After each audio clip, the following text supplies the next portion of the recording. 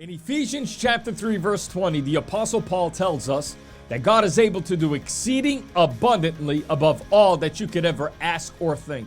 Other translations of that text use the word imagine.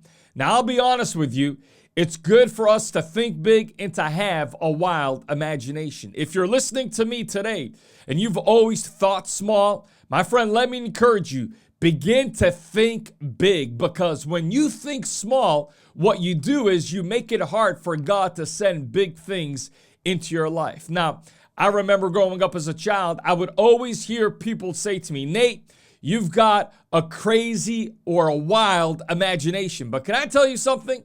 If you can't ever think it or you can't ever imagine it, then you'll never see it happen in your life. But if you can think it and if you can imagine it, then God will show you that He has the ability and the power to bring it to pass in your life. Now, while I'm talking about imagining or imagination, let me also just say this, that there are people that I hear all the time say, just imagine what God would do if we would just pray a little bit longer. Just imagine what God would do if we would just fast, or if we would just praise a little bit longer. Imagine what God would do if we said this or said that, or if we did this and did that. You know, there's people that will always be talking about imagine this and imagine that. But here's a novel idea from the book of James. In the first chapter of his book, you know what he says? He says, don't just listen, but be a doer of the word of God.